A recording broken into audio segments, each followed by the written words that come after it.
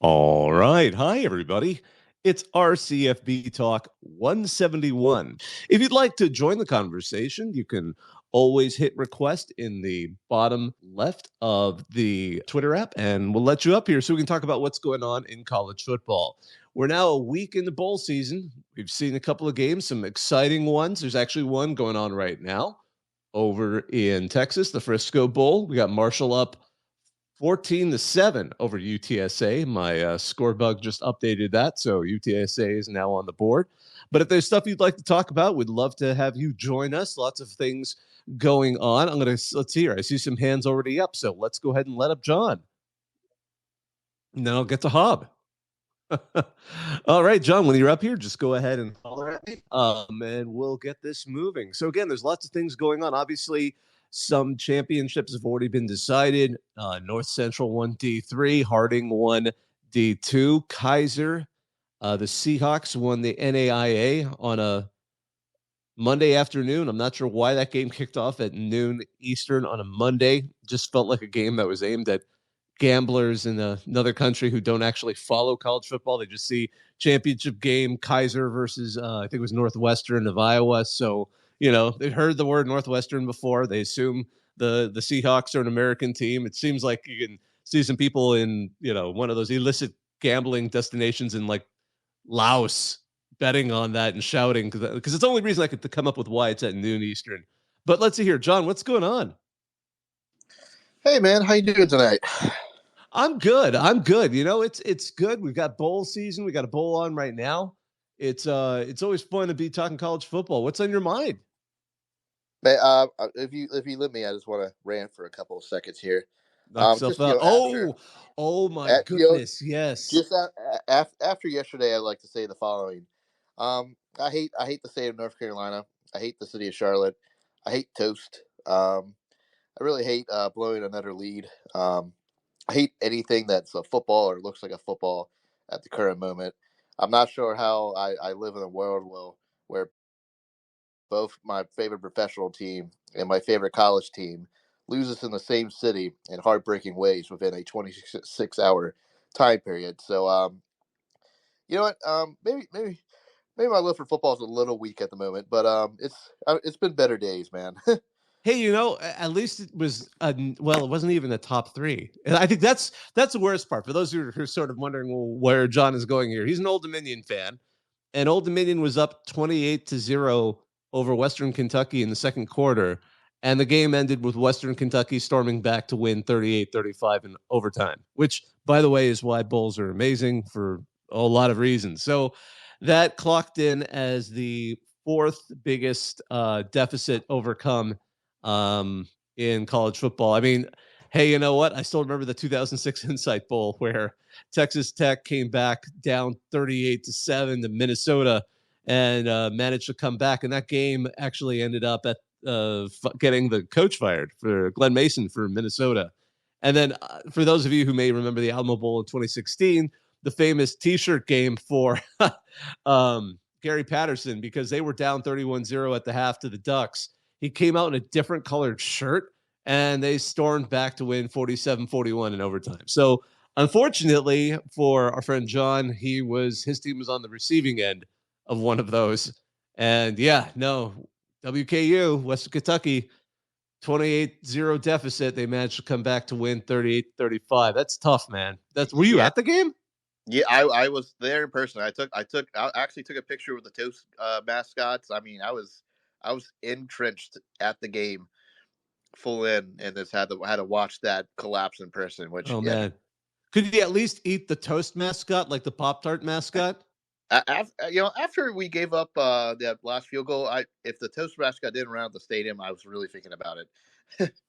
But You can eat any mascot if you've got the right attitude. You know what I'm saying? I mean, like, just surprise them. It's really fun if it's like the West Virginia Mountaineer. Just take a bite. I thought you were edible. I thought you were cake, man.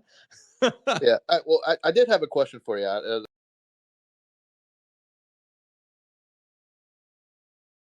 I didn't want to make this whole thing about me just moaning about Old Dominion, but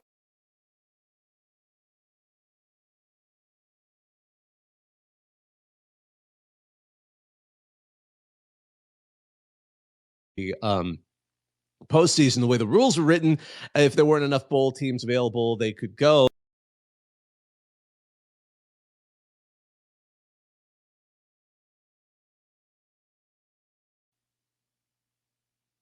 Sorry. Yeah, I'm kind of curious how JV plays in their bowl game. I'm curious how they play outside of the conference. That's probably what I'll be paying attention to the most.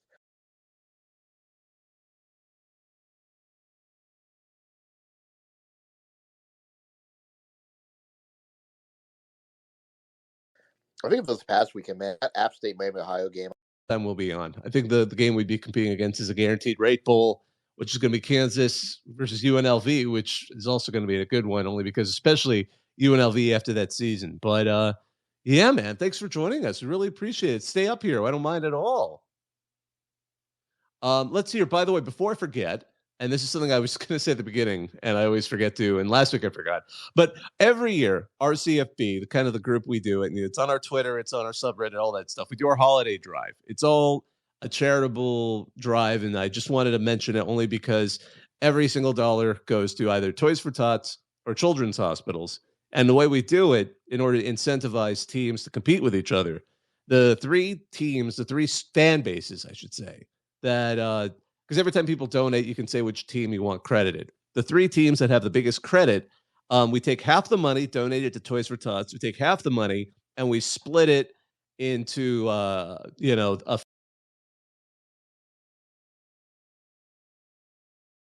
half of that goes to the first place finishing fan base, 30% goes to the second place, 20% goes to the third place. We pick the children's hospital associated with those fan bases. We've done this now for several years now. It's really great. It's always fun. It's always fun to write that we do that. So the nice thing is that we're now 501c3. So any donation 501c3 we formed, it's totally tax deductible. We're totally legit on the level. Although we were before, but now we're official, right? So I just wanted to mention that only because that ends on Friday. So I was going to mention day. So I think I'd bring it up right now because if you're interested in joining us, the deadline for that is midnight Eastern on Friday, December 22nd. You can find all the information on that in the tweet that is stuck.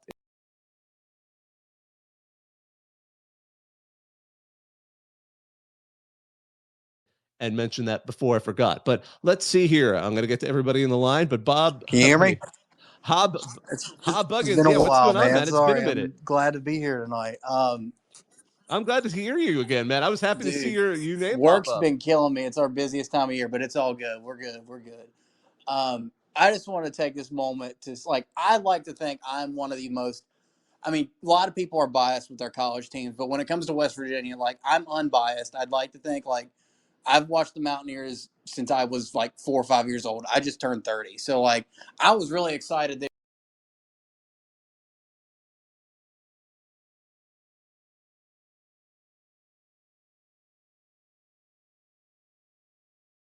I think West Virginia is going to win the damn Big 12 next year. Garrett Green, who I've been a Garrett Green truther since he stepped on campus. Neil Brown might have an extension, or who knows? Neil Brown might be sitting right if he would have started Garrett Green 3 years ago instead of riding with Daggy. Garrett Green's a freaking college baller. He's not going to play on Sundays, but West Virginia is going to win 10 to 12 games next year. We're going to win the damn Big 12. I'm excited for what I saw outside of the Houston game this year, honestly. Yeah, that Houston game was just such a quirk. Like that happens every now and again in the programs. I mean, it wasn't quite as bad as what happened to Miami against Georgia Tech, but that was just one of those games where you're just kind of like, hot dang, that final sequence. And I mean, the killer oh my thing. goodness. Every college fan knows their team's cursed, but in my entire lifetime, I've a go-ahead 4th and 10 for a touchdown, only for that to not be. I'm saying everybody knows what happens right after that. So it was destined. West Virginia football and basketball and Murphy's Law, man. It's been a rough year and a half in Morgantown, man. Oh man, well, I'm looking forward to seeing the Duke's Mayo Bowl because we're going to see if Neil Brown or Mac Brown gets the Mayo bath at the end of the whole thing. So that'll be fun. I know I've mentioned it before, but that whole saga with they because again, we're friends with the Charlotte Sports Foundation people. They're technically the bowl organizers. Because some people don't understand, like, it's not the sponsor that does the bowl. They just pay money and they get their name and they get to do Well, fun things. But I, yeah, no, that the whole setup for that, they had to get a whole bunch of permit, or the Carolina Panthers made it really hard to figure out where they were going to actually dump that mayo, and so they had to put a tarp down on the concrete. That was the way they were able to make it. well, I It's in know. the that's why it's in the tunnel. I know that John dude ain't a big fan of Charlotte, but last time I was in that stadium, we kicked Tennessee's butt all over the place. So I'm excited for the 26th, man. West Well, it Virginia wasn't plays that well at stadium. Charlotte. It wasn't that stadium. They played it at the Charlotte 49ers stadium. So it was like the I forgot the name of it. That's right. Yeah, don't worry. I hate both stadiums equally as a Falcons fan, so don't you worry about that part. Well, hey, Charlotte's one of the few big cities on the East Coast this West Virginia boy likes to go to. I got to go there one day. The Queen City, man. I've been meaning to. I just haven't had a chance yet. It's on my list. That's for sure. Let's see here. I'm going to let up Ski Mask Smurfy. Get you up here. Man, lots of stuff going on. It looks like, it looks like UTSA has tied this up. I've got kind of the stat page that updates in front of me. So it's now 14-14 with about just under 9 minutes left in the second quarter. That's what I love about bowl games. I mean, it's football product. It's the funniest thing I've ever heard about some of these games. Because again, like for example, Frank Harris, the star at UTSA, last second, rumors started to come up and he was in street clothes when the game kicked off. But it's like, I can't remember which person said this, but this is like you're seeing versions of your favorite teams. Like it's a version of the team. It's not going to be quite maybe the team, especially when it's not the CFB. May not be the exact team you're watching during the season, but dang it, it's a version of the team. And sometimes you get wild games, for better or worse, in John's case. But Ski Mask Murphy, what's going on? How you doing there, Bobak? I'm good, man. Yeah, I just wanted to say that I'm glad that my pick for last week turned out to be the proper bowl game because App State versus Ohio was every bit of chaos as a normal App State game, but a little bit extra sprinkled on. Because if you didn't watch the game or weren't on the East Coast this weekend with how much rain we got, the whole field just turned into, I guess, for Florida's sake, a swamp. So much to the point that the actual paint for the logos that you paint on the field for like bowl games, all of that washed out, and you could see the UCF logo on the field. And I just thought this game couldn't get any more crazier. And then so much to the point that they had to bring up the stat for what is actually the most fumbles ever in a game, which I don't think anyone at ESPN was prepared to ever do. It was just like 17. And I was like, that's interesting. But yeah, that was good. But I want to hear your thoughts on. I had to look it up. I remember from late last week. That there's sort of like this court case that I think Texas put like a pause on a restriction for someone's ability to transfer without having to sit out a second time. And it seems like if that Supreme Court pushes forward, it could be guys who just keep transferring every season freely. How do you feel about that? Well, yeah, you're right, and I forgot exactly which. And you're right. There was a case. They got a temporary. I think it was a temporary restraining order, or I didn't actually. I apologize. It might have been a temporary injunction. But now, because this is still in effect for X number of weeks, it's basically currently we're in a period of free for all where anyone can transfer at any time. Like every transfer restriction has been removed until they sort this next step of the case out. So here's where it gets interesting. The more I've kind of as I've gotten older, I've become much more of a player-centric person, just in terms of my support for them and their opportunities to move where they want to move. There's some interesting questions to all of this because if players are stuck in one place, I mean, I can see the pluses and the minuses because so many players, and many coaches will tell you, well, there was a player he was kind of annoyed, that he wasn't getting playing time, and then that person ended up being, a superstar that we all know by name. It's just like the first couple of years just didn't work out, or maybe there was someone in front of them who they thought was good but may not have been as good. All these years later, we don't know they're not names like the person who had been held behind. But at the same time, for some of these guys, obviously previously, historically, it seems like ages ago, but it wasn't that long ago that, coaches could move at any given time. And then the players were kind of stuck for the most part. At best, they could move down to lower division to get immediate playing time. Otherwise, they'd have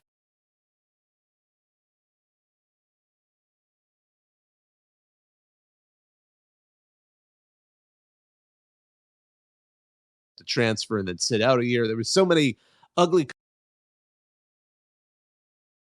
So there's a lot of arguments for it, although I can see how the chaos of it kind of be annoying for fans, especially. I mean, I'll tell you what, those smaller schools have been taking a hit, West Virginia included. Yeah, because they become farm teams in a lot of ways. Although I wouldn't say some of the restrictions we're seeing now that are being argued about would have necessarily prevented it. I mean, certainly because the reasoning was the rules were you could transfer once without any question, without any kind of and then as a grad transfer and those kinds of things. But this is really loosening it up. Ski Masks Murphy and then John. Yeah, I was gonna say I think I came in and said that sort of going to run some of the small schools. And I was thinking back to the other week when we had the coach on here, the one from out in Eastern Oregon, that if they do allow where it's like instead of the standard transfer once then wait till you graduate and move freely, they can if students can sort of move every year. I mean that's good for the players, but it sort of almost ruins sort of like the whole JUCO scene in that most of the time JUCO is just for guys wanted to move but they wanted to still play football to have tape and then go to another school and spend that year, like last chance you and stuff like that. And I think that sort of dries up if kids are able to just freely move around. And you also said the thing about, contract stipulations. That sort of wasn't a thing in the old rules with, even though they couldn't legally put it on paper, the whole thing with coaches holding the right for a guy's ability to transfer, it was always you can transfer in the school, you just can't transfer to someone in the conference. So it seems like this thing could be going to a Wild West era, especially if they don't make the students employees. I think it's going to get out of hand and almost be like NFL teams where it's like you're just going to see new guys every year in your school and just have to learn who they are.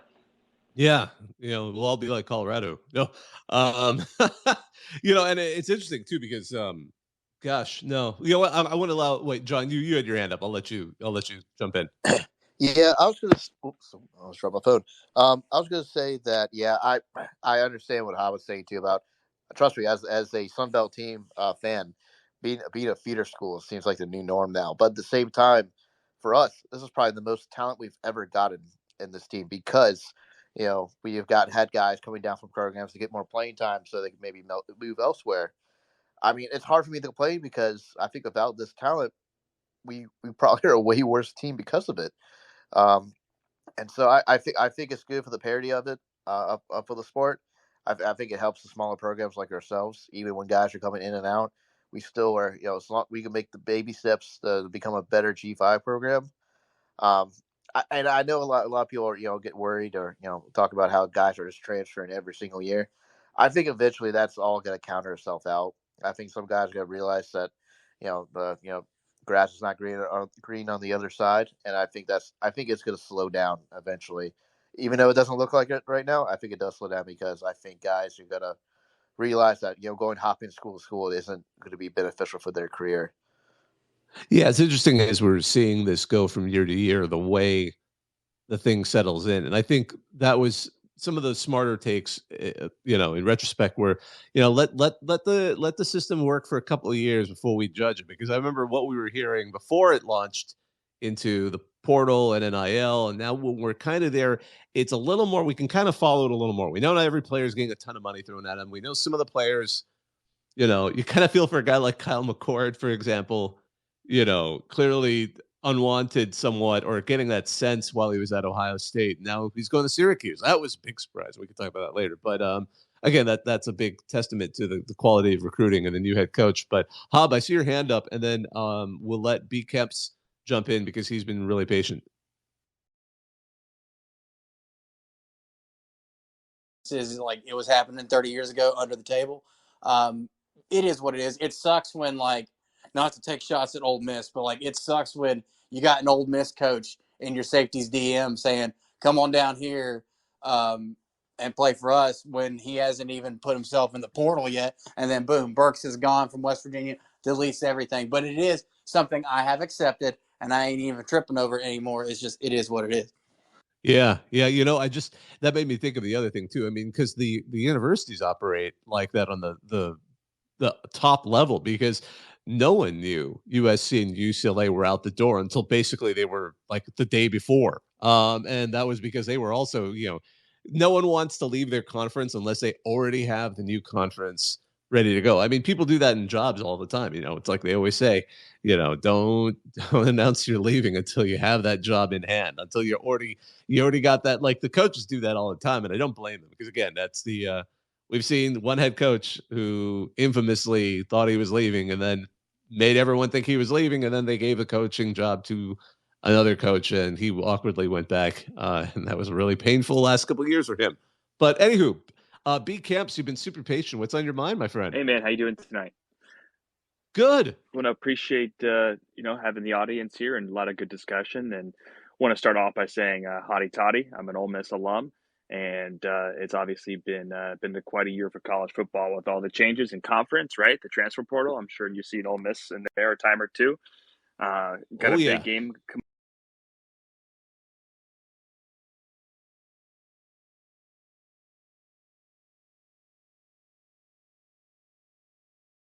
right now. I know it's a new world and we're just playing a game. So your thoughts around that and how you see us fitting in next year with the new SEC makeup. Yeah, that's a great question. So the Peach Bowl is really fascinating, and I think it's definitely, because you obviously set aside the semifinals. The Orange Bowl is by far, I want to give it just that benefit of the doubt of being probably the most interesting because of the teams that are in it, with Georgia and Florida State and Penn State, teams that in a lot of ways starting next season I think are going to be in a better place, mostly because of the expanded playoff, because they're continuously teams that get up into that top 12 kind of zone. And that's what we're talking about, really top 11, assuming that some G5 team may be, in who isn't necessarily in that top 12 themselves.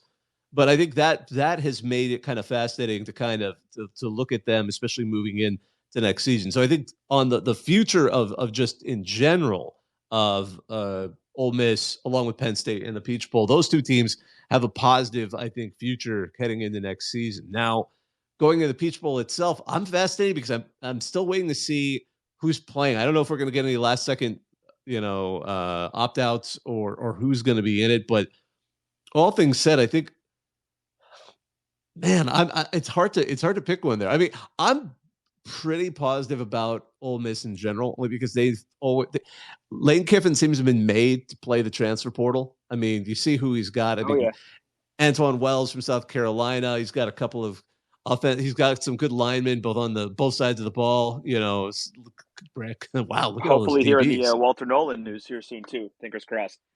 Yeah, so he is absolutely able to make that portal work. And you think, again, I wonder if Ole Miss is going to be one of those teams, especially going into the playoff, where they just need to get in. Can they produce playoff runs, deep playoff runs, where they're not necessarily always constantly running up against? Same with Penn State. I mean, that means they probably won't go up immediately against Michigan or Ohio State, and Penn State won't, and Ole Miss won't immediately go up against Alabama and Georgia. Sometimes mixing things up, teams surprise each other. They're just not used to playing the style of game that suddenly a team coming out of conference, because that's been a big question, by the way. I just want to, not to go to the semifinals, but I'm absolutely fascinated to see Michigan and Alabama, only because Michigan has been playing very certain types of teams with strong defenses, but the offense hasn't been they haven't been crazy offenses. And you're going to suddenly get the Alabama team, which has also got a strong defense, but has also, has got an offense that's sort of come alive with Jalen Milroe as a running quarterback. And then the offensive line is so it'll be fun to see how both of those squads, now taken outside of their conference. Because that was a classic, again, I apologize for making this about Michigan, but that was the classic complaint about Michigan the last couple of seasons. There were teams that were built to beat Ohio State, and when it got into the playoffs, they weren't ready for that. They weren't ready for Georgia that first year, or then TCU just shocked them the next year. But I think this playoff situation, we're going to get teams like an Ole Miss who can work their way in, and then let the other SEC teams that get there worry about their opponents. can they then climb their way up and maybe take advantage and find themselves better suited? That's where I'm kind of curious to see them, especially as we head into the future. But my goodness, heading into this Peach Bowl, what's your take? How do you think? I mean, I admit I haven't paid as close attention to the opt-out situation there. How much of an Ole Miss team are we getting? What version of Ole Miss are we getting? It's always, as I said earlier, it's versions of our favorite teams in a lot of these games. Yeah, there's a few guys that have declared already, a couple transfers as well, but that's also, good and bad because that means you have a lot of guys coming in to fill those skill positions, right? So not counting the transfers, right? I'd say you have about a 90 to an 85% makeup of what we had during the season, right? Jackson Dart should be playing. He has announced he's coming back for next year, which is obviously huge for us. So yeah, I would say, pretty close to what we were last year, and hopefully it's a good game. And I think it's kind of ironic because I really feel like Ole Miss is the Penn State of, the Big Ten and Oh, vice absolutely. versa, right? We're just a half tier behind that Michigan, Ohio State, right? That Bama, Georgia. And, Mhm. I feel like we're getting there, right? But I understand the boundaries and we still got some work to do. But, I feel like we're getting close there. So I'm feeling good against Penn State. It'll be a good matchup. Yeah, for sure. Yeah, and exactly. I mean, there's the comparisons are pretty, pretty good. I mean, you've got two coaches that are love to talk. They're totally different. They're different in their own ways, but they love to. Lane certainly loves to razz on his opponents, and then they get to the top tier, and they don't quite make it. But one year they will. I feel like that's what, and I think Ole Miss fans would be fine with that in general. It's like if once every 4 years or so they pull a surprise and make it ahead. I think Ole Miss fans would love that. I think they would build a statue of Lane, which would be hilarious. But Oh, yeah. and it's so funny for those who haven't had an opportunity. Like I've interviewed Lane back in the day, and I've talked to other reporters just to make sure I'm not crazy about this. But I had a chance to talk to him when he was the FAU head coach. It was like his first year there after he'd been in the Nick Saban school for coaches who didn't coach well in their previous spots. And he's not what you expect in person. Anyone who's ever talked to him, he's like mellow and quiet, and he isn't like, you could tell he's got like a mischief personality, but he isn't like exciting, fun. He doesn't come off as like what he's got personas. You could tell when he wants to turn it on in a press conference to spice things up, he can do it. But then sometimes when you got him, he's actually one of the hardest interviews because he's just really quiet, really mellow. And it's so funny because you talk to him and okay, clearly he can get players to play for him because all of these head coaches, anyone invariably, you talk to them, and even if they're terrible at their job, you can kind of see how they can get a group of young men to play for them. Like it's really obvious. With him, I'm like, man, you really just don't want to be here. And also it's just kind of how he is, which only because this is not that far removed from when he was at USC. I wanted to see what it was like when he was paired up with Ed Orgeron, when Ed Orgeron was the head of recruiting and he was the head coach, and the two personalities together would have been an absolute sight to see. I can't even imagine that. That would have been absolute pure entertainment. Like that would have been a reality show before college football reality shows became trendy. That's all I got to say. But yeah, I'm looking forward to the Peach Bowl. That's going to be absolutely exciting. I think we're gonna have somebody in the press box for that one too. So he's gonna have a good time there. I've always wanted to go to a game in Mercedes-Benz over in Atlanta. That's a fun place. It looks like an amazing venue. Let's see here. So again, if you want to join the conversation, feel free to hit request. We're about half hour in. That makes sense considering it's kind of a weird part of the season. We're still in the middle of all these bowls. Let's see here. It's still, looks like Marshall's gone up by a field goal. So it's 17-14 Marshall with about 2 minutes and a half left in the second quarter over in Frisco. A couple of other pieces of interesting news that sort of popped up this week on our CFB. This is totally Brett McMurphy. When I saw the headline, I'm like, this is what Brett McMurphy would do. He's now at a website, Action Network. But they calculated the top 32 most watched college football teams this past season based on a minimum of 5 Nielsen rated games. That's a good, reasonable way to calculate it. So I'm not going to go through all 32, but here's your top 10. Number 1, I'll start from the bottom. Number 10 was actually Notre Dame. So they had a 4.15 average. 10 games of theirs were Nielsen rated. So then above them, Florida State by a hair, 4.16. They had 12 games that managed to become rated in that Nielsen in Nielsen ratings. Some of this is, by the way, the problem of where their games were. I don't think Notre Dame probably got hampered by a game on Peacock, and I think they had a game on the Pac-12 network. Like those don't. You might as well just put your you might as well, why are you even televising at that point? Anyway, and then let's see, Texas came in at number 8 with 4.26, Oregon 4.46, Tennessee number 6, 4.57. I think that's a good benefit also of the SEC network and CBS, their last season of CBS doing the SEC. Michigan came in at number 5, 12 games that were Nielsen rated, 5.61. Georgia came in as number 4, with 5.9. Colorado, by the way, here's your Dion effect. Colorado was the 3rd most watched team this season. I mean, averaging it all out with 9 Nielsen rated games. By the way, that 9 is fewer than the top 5 by 3. So they had the Nielsen rating of 6. Ohio State comes in at number 2 with a 6.05 rating average.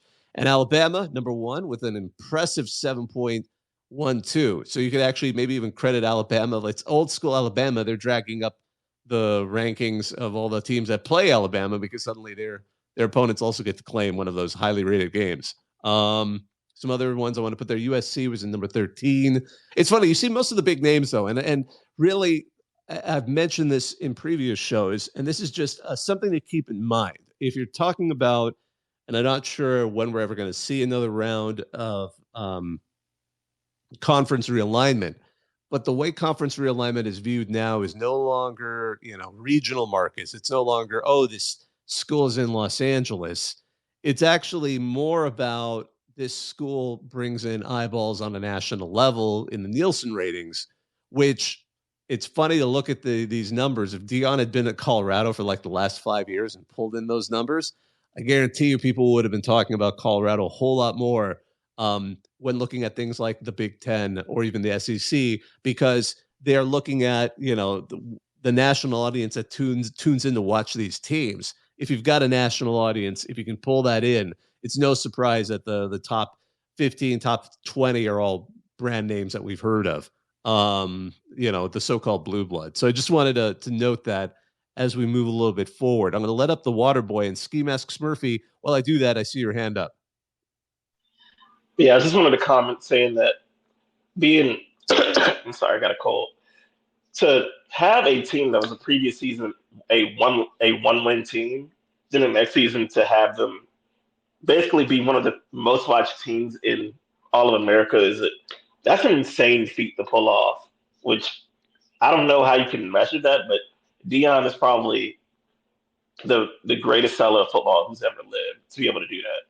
Oh, absolutely. I mean, you can't, it's unprecedented. You can say that objectively, folks. Like that doesn't just happen. You don't go from like, a one-win team going and suddenly pulling in a top 5 TV ranking the next season. That doesn't happen unless the team is already like Ohio State, you know what I mean? Or Alabama or something like that. And even then there's usually not that kind of a level. So, credit to him for that. I think that's why personally, some people were giving a lot of crap for the fact that he got the sports person of the year. I think it was by SI, but I got it if you're looking at it in that way, because the splash, nobody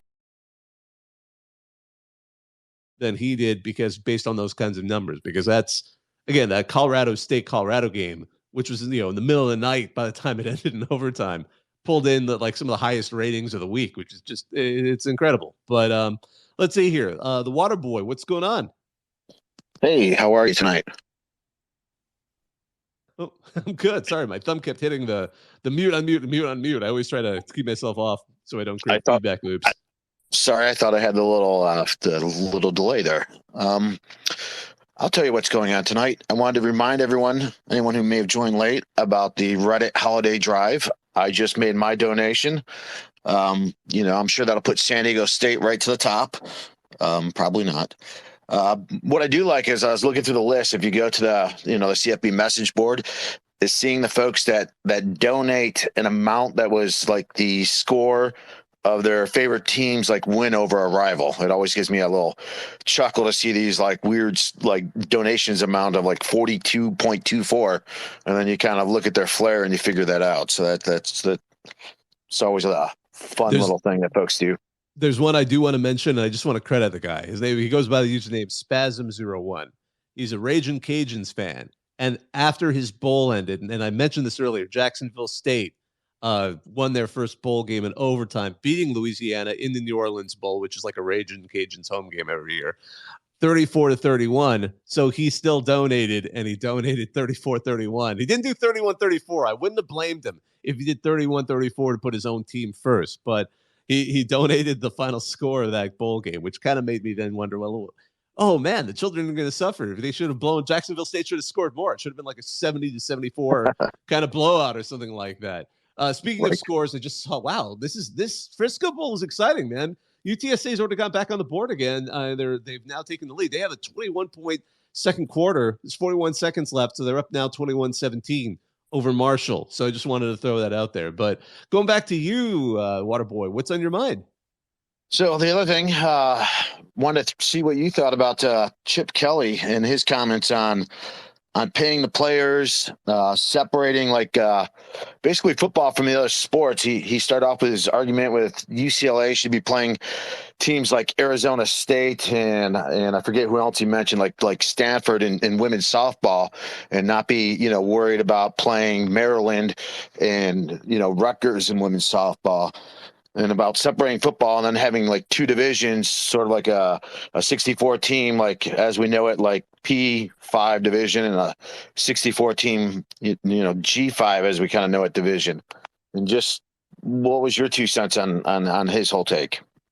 Well, I think it's been a popular take, in some ways. I mean, we've seen it floating around for a while now with various coaches, and I think it's always good to hear more coaches willing to be open about it, because I think there's different ways to think of it. You go the altruistic way completely, like he's just trying to stick up for everybody in sports and trying to help the whole system work. But really, I think there is, and I'm not going to say a cynical view, but I think there's a realist view for a lot of these head coaches. They know their players are valued more. They know the system can afford to pay them more, and they know that as head coaches, they'll still get probably the same amount of money they were getting before. So it's a zero-sum game in their mind for their players. Now, but realistically, to do that, you have to not worry about the I think they're trying to because I mean, this came up especially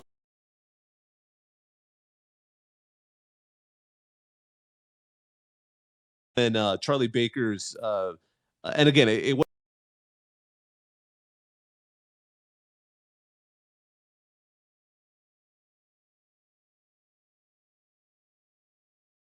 were pointing out like Stanford's got, I'm not even joking, like 900 athletes in their entire athletic department because they play every sport. That's why whenever you see like non-scholarship, you see Olympic sports, Stanford's always usually in the top 5 of like every sport out there. Texas too is usually in that group. There's a couple of schools that are in that kind of category, but if you go and you look at Auburn, they've got like 300 athletes altogether, or something like that, 300 or 400 zone. So suddenly they're paying far less per year to maintain this separate division that Charlie Baker and company were proposing. So the idea of just splitting football off altogether, maybe men's basketball, but certainly football, loosens up. Men's basketball is a little easier to manage only because there's such a small roster compared to a football team.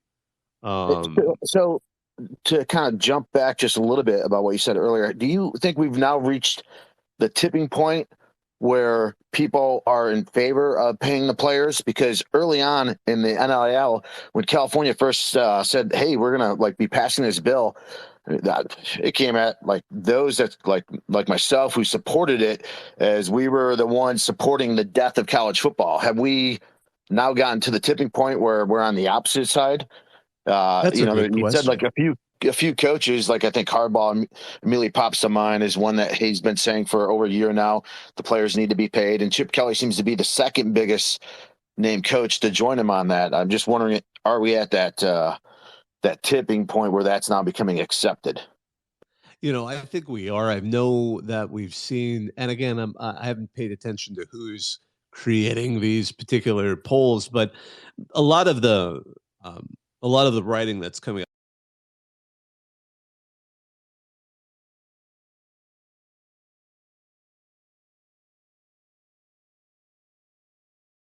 It seems to indicate that, especially now that it's been in, wasn't as popular then, as well as simply seeing that college football didn't immediately fall apart. Because I think that's we get that classic, I'm not going to say like Chicken Little, sky is falling, but you get a little bit of that. That every time one of these comes up, oh, people are going to stop watching, people aren't going to care. And what happens, by all accounts, this season has been the most watched college.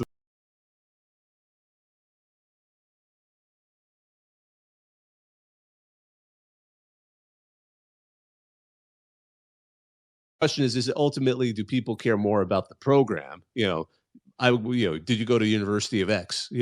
Is that who you associate with more? So that a lot of this other stuff that, while may not entirely sit right when it comes into play, is still not really strong enough to make you stop watching, not really strong enough to make you to be completely against it. And if anything, kind of creeps up on you, kind of insidiously. I don't know if you want to say it that way, but kind of rises up, and suddenly you're kind of like you buy in without realizing it. I'm not sure, but certainly it seems like more of the public is in favor of it than there had been before. Ski Mask Smurfy, I see your hand up. Oh yeah, I agree with paying the players, but I think, like you said, with the whole Title IX thing that may come up with it. I think also the part that may mess things up, well, sort of prevent it from the bigger schools breaking off, would be, especially with the state schools, be something similar to what happened with U.S. soccer, in that a lot of the players for a lot of sports, such as men's and women's basketball, the women will be able to say, you know, we're doing the exact same job, so we need to get paid the exact same as male players. And I think that would put a little bit of a stop in what some of the schools ended up doing with it. I mean, football, yeah, it would sort of need to be treated by itself, but with Title IX, I don't think what Chip Kelly, Jim Harbaugh wants to do will be as easy as it seems on the surface. Yeah, it does feel like there's going to be a lot of issues with how that might work, only because of so much of the existing framework. But I mean, yeah, the idea of putting all the football teams into their own area and then just have a commissioner, it would be like, it's one of those things where, boy, I really wish we could go back in time and set that up from the beginning. But unfortunately, a lot of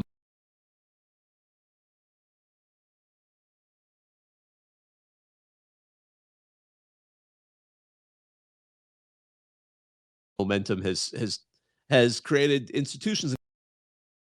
Let's see. Let Dom Cruz up here see what you want to say. What's going on, man? Yeah, when you get a chance, just hit on What's mute. going on, brother? Enjoyed the topic so far. I just want to talk about how it's taken Syracuse maybe 3 weeks to accomplish what Rutgers, we've been hearing at least, has been hoping to do for who knows how long, since I guess that class of 2017, trying to target in on the top in-state recruits. Yeah, it's absolutely. I mean, because again, for those who aren't familiar, Syracuse has kind of got everyone's attention by transfer portaling Kyle McCord from Ohio State, because I thought he was genuinely headed to Nebraska. I think a lot of people were. I don't think it couldn't have just been Dylan Raiola, because the idea is Dylan, Raiola, top quarterback. He was already kind of waffling. He had been waffling originally between Nebraska, where his dad had played, and and Georgia, because it's Georgia. I mean, everyone thought Georgia had won because he committed to Georgia and then moved to Georgia, which everyone was like, okay, wow, that's pretty hardcore.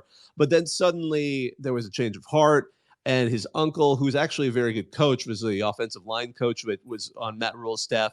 Say what you will about the offense of Nebraska, the collective view is the offensive line was not the problem. They actually got a lot better this season. So it wasn't just a nepotism thing there. But his dad, Dylan Raio's dad, was a superstar at Nebraska. So all these things going into that. But so when he transferred in there, suddenly Kyle McCord ends up, deciding to transfer to Kyle McCord. Sorry, to Syracuse. Sorry, I got like 3 messages appearing on my phone at once as I was saying that, so totally got distracted there. But going back to Rutgers, yeah, it's fascinating too, because I mean, is it so much? Because Shiano's a good coach, he can recruit, but how good is? I mean, like, because there's a lot of questions when Fran. Oh gosh, what's this? I'm totally blanking here. Oh yeah, Fran Brown. Sorry, somebody coached Browns right now. We've talked about Mac Brown, Neil Brown, now Fran Brown. But when they brought Fran Brown in, there was some kind of question, like you're bringing in a position coach. Yeah, he has a background in the area. Yeah, he knows how to recruit in that area. But people, you kind of are always a little bit hesitant. Syracuse is taking a bit of a risk here, going with a position coach. But my goodness, just seeing the names that he's brought in, seeing Kyle McCord, seeing Jackson Meeks from Georgia, wide receiver for him to throw to, another good, actually a couple of wide receivers from Georgia. He got a linebacker from West Virginia. Seeing what he's doing so far, that kind of clearly you kind of start to see what Syracuse saw in the man. I want to call him a young man, but he's older than the players, right? So it's interesting too. So it's got to be striking, only because that's been a big question for Rutgers, for Boston College, for Syracuse. The further you go in the Northeast, like, can these teams manage to put together recruiting classes? Can they make themselves desirable? Can they go back to the days where they were, just contenders? To me, Syracuse, it wasn't all that long ago Syracuse was good. I remember when I started following college football, Syracuse was actually considered a premier program. And then, it's been a minute. It's been a minute for them. But how about yourself? What do you think about all of this as a Rutgers fan? Yeah, I mean, even big-time transfer portal commitments to Syracuse, and then what I kind of wanted to point out is a few in-state flips. Guys committed. I think we had a Texas A&M, Stanford, and I can't think of the other school from New Jersey, high school recruits that then flipped to Syracuse. And I mean, Fran Brown's only been there for, I'm not even sure if it's been 3 weeks yet. So, yeah, good to see those kids, I guess, playing together still. Yeah, we've been asking Rutgers to do this for a while, so it'll be interesting to see if Syracuse can keep this staff together and get those kind of Jersey pipeline kids to Syracuse now. Absolutely, and I'm just going to answer one of the. I just saw, because some folks, again, you can drop questions or thoughts into like the reply chat or whatever you want to call it. Kyle asked, do you think that the signing of Dylan Raiola puts Nebraska back on the map? And are there any players following him? I think that's a great question. And frankly, Dylan Raiola deciding to go to Nebraska, first of all, it wasn't surprising. That's a great thing to say if you're a Nebraska fan. That it wasn't just a family connection, but it was also, I think, for all the faults of how Nebraska came close to getting the bowl eligible and just couldn't quite get there. They kind of reverted back to losing close games. The offense wasn't really working out. A lot of it could be, you could point at the quarterback position. Just the guys they had just were not working out. They were throwing interceptions left and right. I was at Matt Rule's first game at Minnesota. It was interesting. That was classic. I could not tell if Minnesota's defense was great, Nebraska's defense was great, or Minnesota's offense was the better. You couldn't tell anything. And it turns out the answer was Nebraska just had a terrible quarterback, or terrible quarterback play in general. So the idea of pulling Raiola in, that'll help a lot. Will he bring in some folks with him? Quite possibly. I think, I don't know, it might be a little late to make a huge impact on this particular recruiting class, but the idea of him going there will draw attention. Success breeds success. Seeing top players where they go, the potential that he saw will certainly get the attention of some folks who are maybe debating about, well, should I go to, if they're considering Nebraska, it will certainly make them take another look at it. And certainly, I forgot the name of the other gentleman who they're bringing in that same class as quarterback at Nebraska, but he had also been a key player in bringing in some of the other folks that are going to be in this class that the Huskers are going to have this season. So it's exciting if you're in Nebraska right now. I mean, Matt Rule, it's been driven into the ground, but for those who haven't heard it, if you look at how he did at Temple, if you look at how he did at Baylor, that first season was always rough. I mean, pretty rough. And then it would start to build from there and look good quick. He was good at building programs from the ground up. And if a 5-win season is the worst thing we're going to see at Nebraska in his tenure there, there's a lot of reasons to be excited over in Lincoln. And I think it would be fun. It's fun when Nebraska's good. I always consider it kind of fun. Even if you're not a huge fan of Nebraska, they make the sport interesting when they're good, only because, first of all, their fans are pretty fun. If you ever hung out with them, they're generally really friendly as long as you didn't go to Colorado, which I didn't go, so they're friendly to me. But Dom, I see your hand up.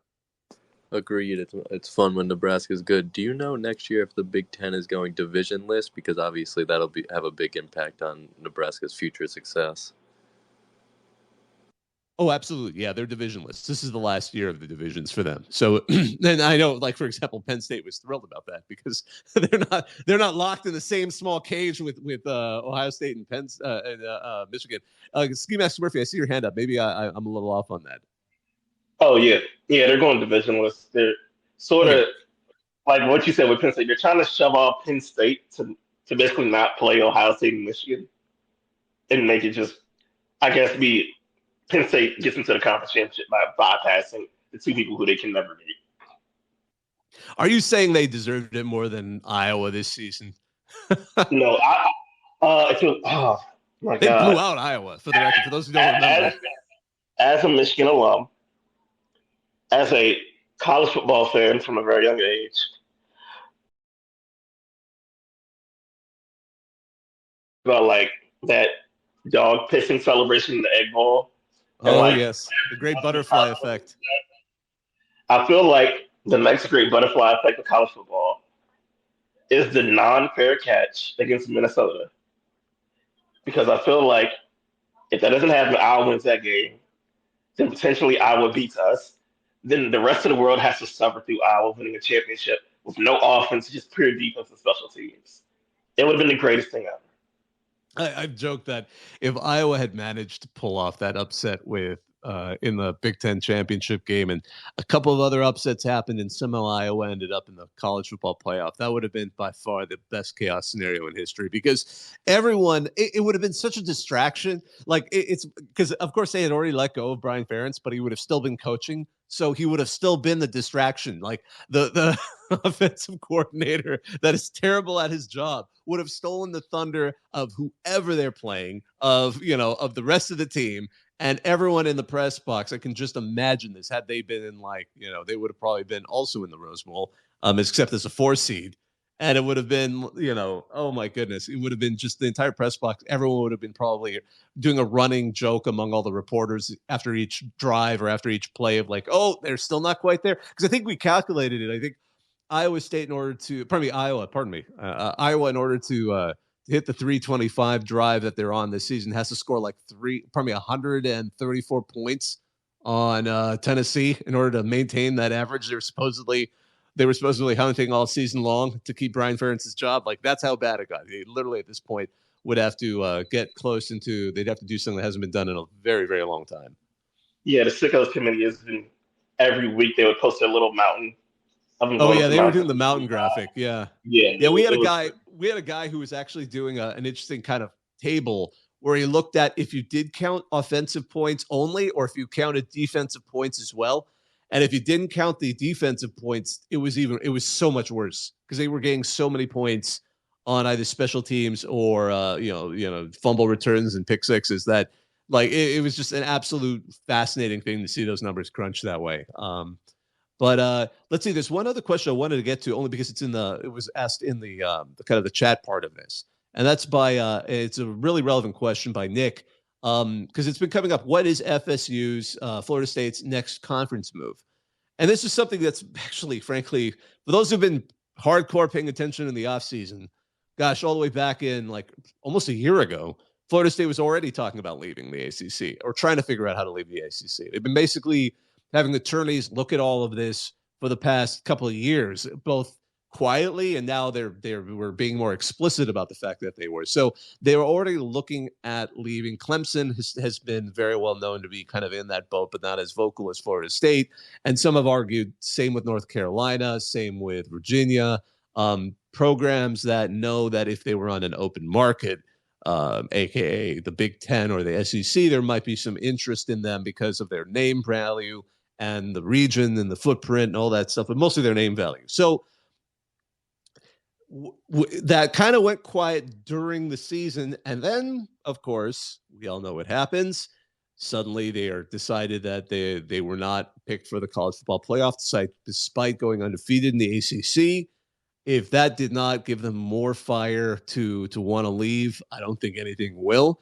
Unfortunately, and I think they will acknowledge this, the grant of rights deal, which is what keeps them all together for fear of paying an enormous penalty, was written by some of the best attorneys out there, because none of these people they've hired, none of these schools have figured out a way out. And there's some smart people that go to, all these universities in the ACC, especially these programs that would like to leave. I mean, Florida State, Clemson, North Carolina, and UVA are not exactly full of idiots there. I mean, maybe Duke's the people that they wants them to all stay together, and they're the ones that wrote it. But it just seems like they're going to have to pay a ton of money. Now, if they're willing to do it, they might be able to raise some money now that maybe their donors or their pockets are even looser than ever to try and get them out. But it's kind of a weird question, because I'm not sure there's reasons. The reason why they would leave would not be because of what happened this year, because this year's already happened. It's too late. Next year, 12-team playoff, they would have absolutely certainly been in. And if the ACC isn't particularly strong, but let's say it's Florida State and Clemson going back to being the strong programs and with some good non-conference wins that keep them in that top 12, then suddenly, maybe you can be one of the 2 ACC teams in, rather than competing in the potentially tougher SEC or Big Ten or something like that. But I think the bigger argument for still leaving is the long-term view. And the long-term view is money, because the thing that in the offseason was getting Florida State angry was hearing how much the SEC was about to get and the Big Ten was about to get, and seeing how some of these programs like, obviously USC and UCLA we're going to be getting, and obviously Texas and Oklahoma, those programs do bring in money, but FSU sees those programs as peer institutions, at least from athletics and national, cachet, however you want to see that.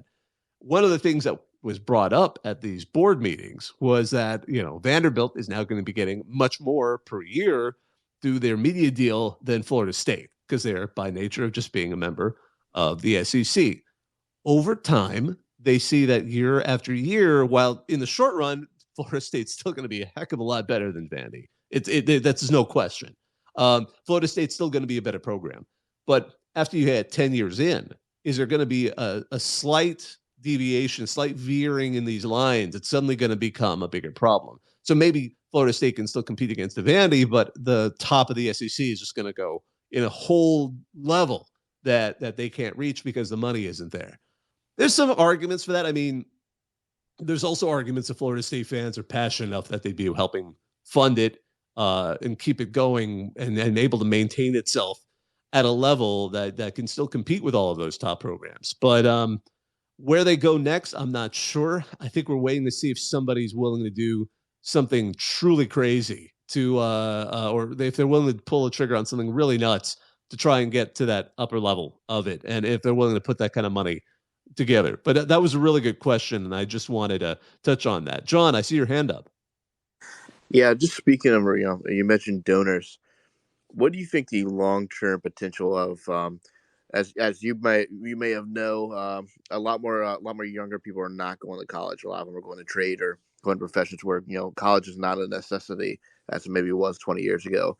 Do you think do you think some of these colleges are seeing that and seeing the potential of less donors in their long run, and really maybe using those numbers to really affect their decisions on where they go for the long run, conference wise, and looking for TV money? I have thoughts on that. I see Ski Masks Murphy's hand went right up, so I think he wants to add to this as well, and then I'll give my thoughts. Yeah, I was going to say, as far as on the donor side, once I took this class at Michigan that sort of went over like the history of sports at Michigan, I realized something that was common here where I'm from in Virginia, but I realized was something everywhere. For some strange reason, a lot of the biggest donors to a lot of schools' sports programs never attended the school. Like finding out that Michigan Stadium, which if you've seen the size of it, 100,000 people is large. All of the steel for the stadium was donated by a guy who never went to Michigan. He was just a fan and had a steel company. All of the steel was donated.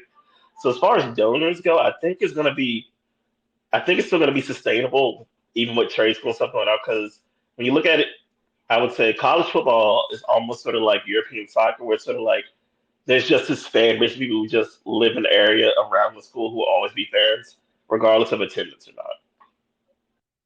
Yeah, and I just to build on that, I think the problems and the issues that are going to affect are the colleges typically that unfortunately are the small private colleges that have in some ways just kind of reached a point where they're not as, for various reasons, they're just not as popular as they used to be. Because small regional colleges, we're talking about, like, I'm not going to name any names, but colleges that might be in D3, D2, in athletics, NAIA, but they're in small towns, usually in the Midwest or the East, the Northeast, or in the South. The reason I bring those up is historically, when you would go to college, if you didn't go to like Harvard or something, you'd go to the college that happened to be nearby. That might be a day's carriage ride or something. I mean, I'm not joking about that. So suddenly you get freeways, you get roads, you get, the idea of trads that are flying to another place to go to college. You started to see the rise of, first of all, public university. If you're going to go stay around, you might as well go to the public university. That started to win over a lot of folks. So like, obviously, many state schools that were either maybe they started as teachers colleges, or they were the big top university, liberal arts, classics university. All of those I think are going to be generally okay, but it's the small colleges that were in small towns that completely drew on the neighborhoods or the towns and the cities and the counties around them. Those are the ones that are going to they're going to come out the worst in that, because they're the ones, especially as time has passed, the same person they're targeting, the person who might be the person that would go to their college, could probably get a better deal by going to a public university. I mean, it's going to be cheaper, right? So I think those colleges are the ones that are going to suffer most, because it's going to, if anything, see more people, the number of people that might apply to, let's say, the top schools. I'm not just saying, Yale, Harvard, Princeton, that stuff. The people that are interested in going to those top universities, the top state schools, are still going to apply there. I think their numbers are still going to be pretty good overall. They'll still be able to fill those classes. It's just that the further down you go, those colleges that were kind of the backups for some people, those are the ones where they're not going to simply have the pool, because everyone's going to be, because it's coming. There's going to be another baby bust. That is absolutely a demographic shift that's coming. And they know that even without the people that are deciding not to go to college. I mean, that's going to be a drop in the bucket compared to the fact that there is actually a baby bust that's coming up that's going to look pretty bad for a lot of the everyone who's relying on an X number of children that was bigger before, but is about to shrink again. Let's see here. As we're slowly getting into kind of a good time to wrap up, I wanted to bring one other story. This story, it was reported earlier today, and I absolutely wish I had the context for this, because it was one of the beat reporters for Louisville football, Alex Cuban. I'm crediting him completely on this. This appeared on Twitter. Again, they're going to the Holiday Bowl, so I don't know how this came up, to play USC. Louisville offensive lineman Eric Miller, this is the quote, said he feels he can take a manatee, but would have to work out the whole underwater thing. So like again, there's no context around it. So Louisville offensive lineman Eric Miller said he can take on a manatee. I don't think he means like he's going to fight it and kill it. But I think he says, I don't know, maybe like if we're taking other animal, there's so many questions I have here. Because I mean, does that mean, because manatees are just basically buoyant, tubes of fat that, live in the Everglades. I mean, they're adorable and everything, but they're not like vicious creatures. They're curious, sweet animals. And they hate motorboat engines because they're so curious and they like to stay near the surface. But I mean, are they the offensive linemen of the sea? I'm not sure. But that quote, honest to goodness, I wish I knew more about how that ever came up, and I hope people keep asking about that. Maybe that's the question we have to ask everybody. I'll see what I can ask when I'm there. I will. I'll try to seek him out. Yes, you're going to be covering the Holiday Bowl, dude. If you see this Eric Miller guy, you got to ask him about the manatee thing. Maybe we got to get somebody to dress as a manatee and like be in the walk around the sideline and kind of like with him. Wave at him, like just get the big costume and everything, because so you don't talk in it, you just wave quietly. I'll make sure I let him know, though, he can't do it in the state of Florida. They're protected there, so he'll have to find another place. Like, was he at SeaWorld? Like, that's the only thing I can come up with in San Diego where this might have ever come up. Does SeaWorld have manatees? I don't think so. Well, if they do, they should protect them. Or the San Diego Zoo. There's lots of ways. Like, is he gonna just suddenly jump in the water and like grab the thing? Like, I love this whole situation. John, I see your hand up. Well, man, that was quite a note. But I did want to end on a nice heartwarming note. I know there's a lot of people out there that talk about a bowl season seems meaningless or doesn't have a purpose, but I really, really appreciate it. It's really nice to see Brett Brennan who I'm not sure a lot of people know, is the cousin of Colt Brennan. He's the head coach for San Jose State, and they're at the Hawaii Bowl this upcoming weekend. And it's a very cool and very touching note to see him wear his cousin's jersey in honor of him for this weekend's game. So I wanted to say that. I think I think it's one of the things that makes bowl games a great time. Unless it's a toast bowl. Toast bowls suck. I hate everything with toast. Good night. Yeah, too bad it wasn't in the Bahamas too. That was the worst part. Like that was how many things went wrong for Old Dominion there. They were supposed to be playing in the Bahamas, but they're repairing the stadium, so they got sent to Charlotte, and then they go up by 20 points, and then they still manage to lose the game in overtime. Like that's just a brutal time for Old Dominion. What can I say? Yeah, no, I at least it was in the Bahamas. I could have brought my own rum into the stadium and just drank my worries away.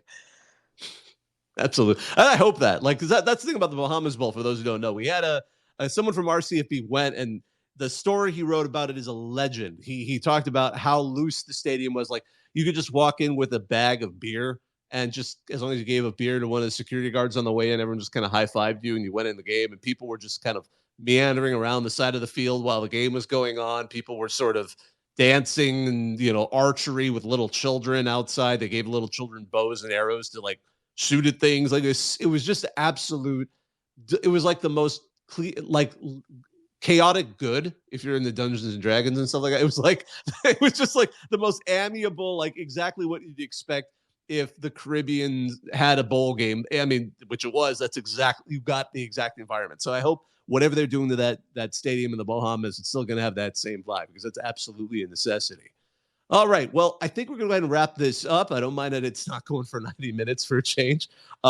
This is RCFB Talk 171. My name's Bobak Ha'Eri. It's always a great time talking to all of you. As one last reminder, this is the final week of our RCFB holiday drive.